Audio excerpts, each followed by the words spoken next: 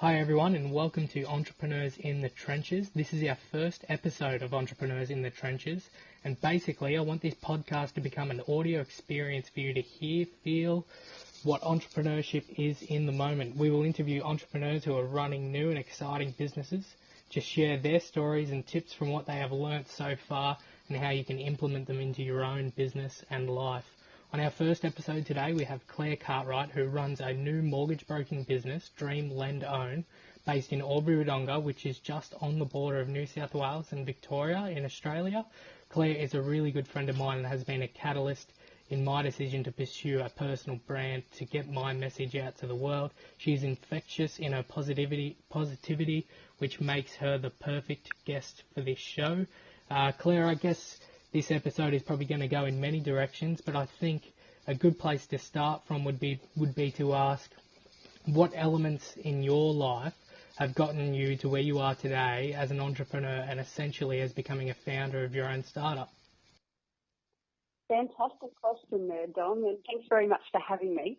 As a mortgage broker, it's an exciting time for me, especially as an entrepreneur and starting my own venture. I guess a little bit about my background, because most of your listeners aren't going to know me, but so I'm the owner and finance principal of Dreamlendown. I love helping people finance their home loan dreams. I love everything from the first home buyer to the savvy investor. A little bit on my background. What got me initially interested in finance was many years ago, probably 20-something years ago, I read a book called The Money Tree, and it was a book about basic budgeting and putting all your money into envelopes and everything from, your rent to your insurance and all that sort of stuff. And I became very, very religious. Every single week when I got my wage, I would stash my money in the envelopes. And then I started sharing my newfound excitement and passion for budgeting and that sort of stuff with my friends and family. And I guess what happened from there was an opportunity to mentor friends, just helping educate them and enjoying each other's successes. And it's something that I've carried through all my life.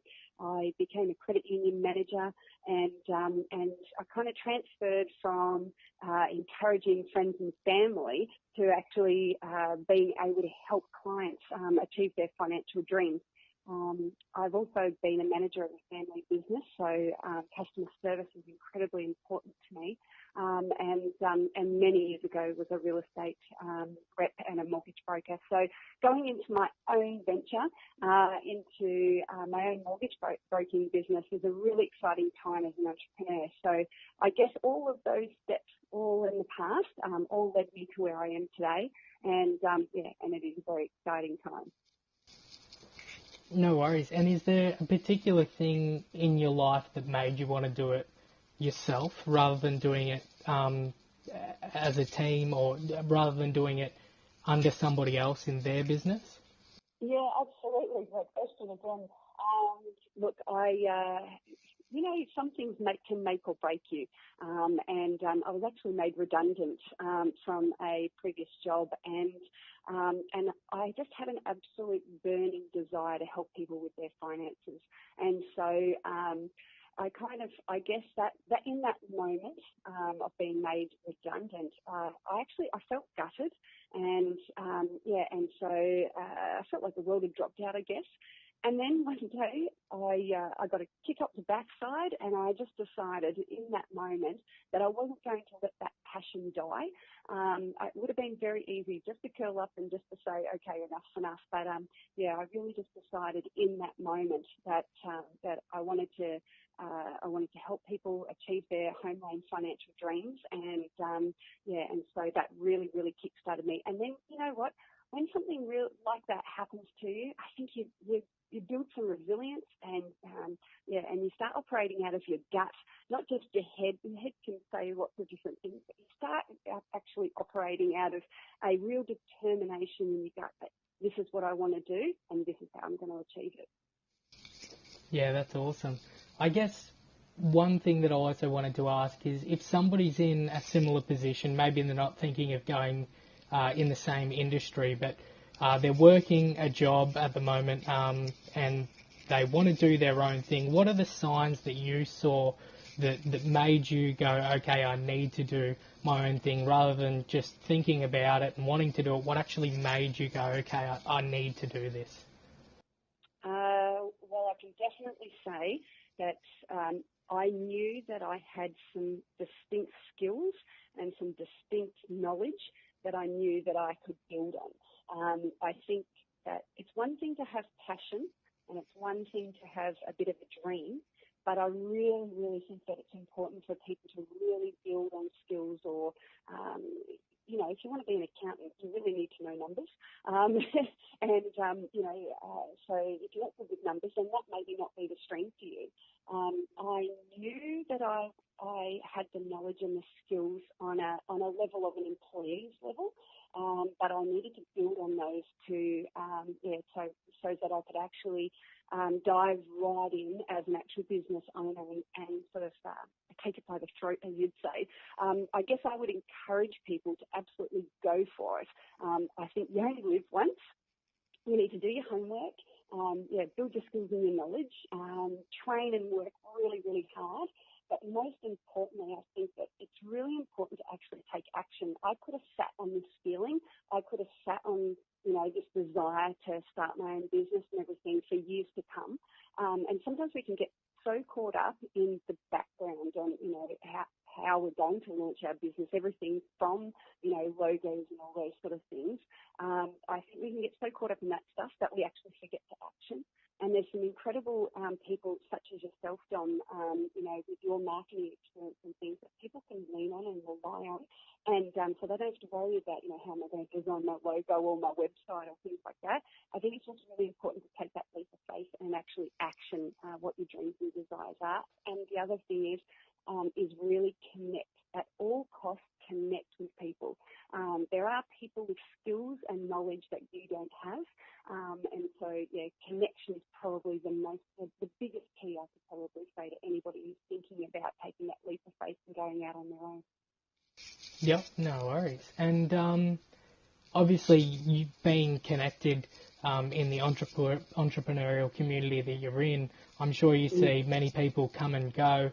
And one thing I'm definitely guilty of this is I've gotten into the spiral in the past of starting businesses, deciding that they were a no-go or a fail and giving up on them, and then in hindsight realising that maybe I just didn't push certain elements of it enough, and I convinced myself that it didn't work, when in reality it was working. It's just a slower process than I realised.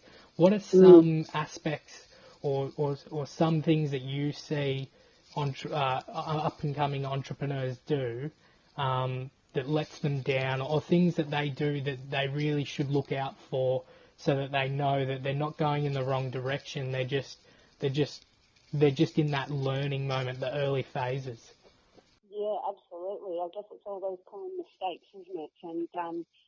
And depending on what the specific industry is, one of the biggest, I've been in an industry, our family owned its own cafe and it was a kids' play centre, and so I was the manager of that for 5.5 years. So I can come from an industry where there's products and services, but I can also come from the side where, as a mortgage broker, I'm actually paid by my clients.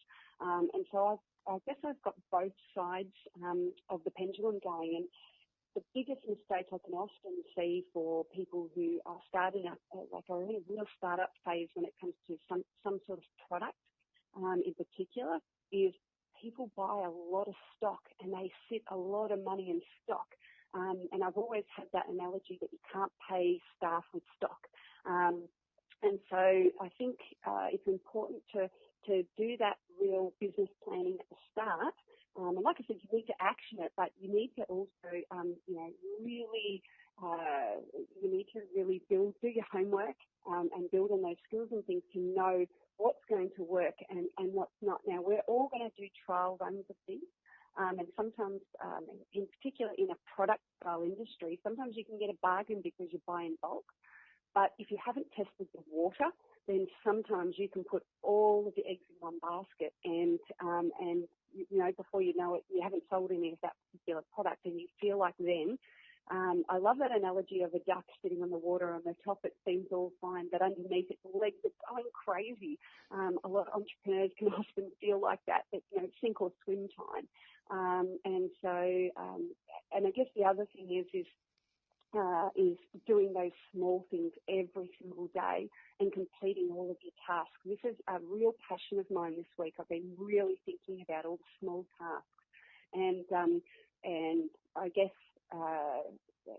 through the week I went and listened to Kerwin Way, and like I said before, connect at all costs. So I went down to Melbourne and I listened to him speaking, and he was talking about your purpose and your whole vision and everything, and then breaking it down into your goals, and then breaking your goals down into your tasks. And I really, really believe that at times as a startup entrepreneur, you can be so focused on what the end goal is that you forget to do the small tasks in between. And so I would just encourage anybody who's looking at starting up a business or who has started up a business to make sure you get great at the tasks. The tasks, ticking them off every single day, knowing that you've done what you set out to do and achieve. There are always going to be things that curveballs that are thrown at you, and you have to put out the spotfires and things. But I think it's just, it is really a common mistake to forget to do all the small things. I think the other thing is isolation. Especially a lot of startups often start in their own studies or their own bedrooms at home, and it can become quite isolating. And that isolation can affect your attitude. It can affect how you perceive in the world.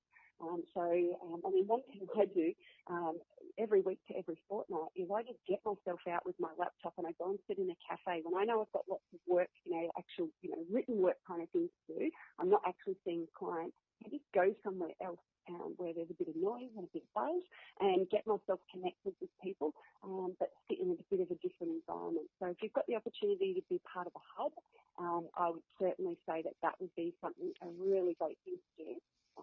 But if not, certainly get yourself out, get yourself connected with people.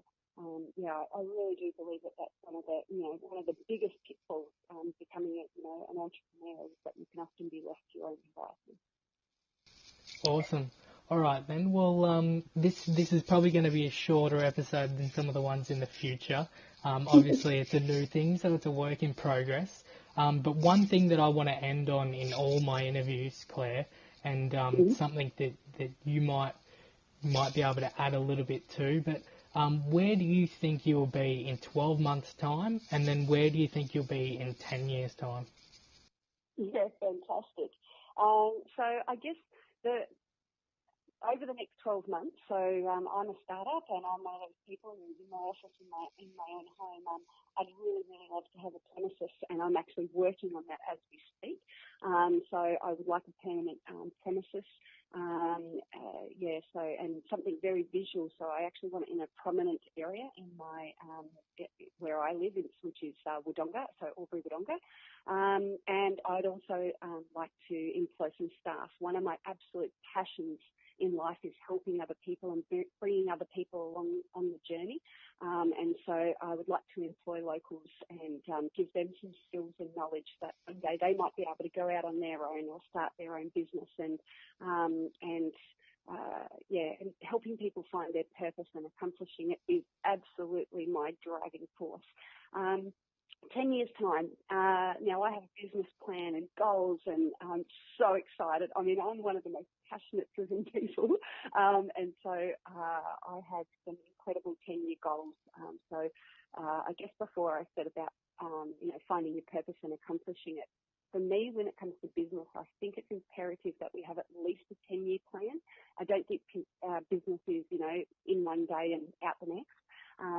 So in 10 years' time, there's a few things I can't necessarily share because of the competitors and things, but I certainly believe that in 10 years' time I'll be fulfilling my purpose and taking others along on the journey with me. So the next 10 years is an exciting time for Dreamlendown. Awesome. Thanks very much for today, Claire.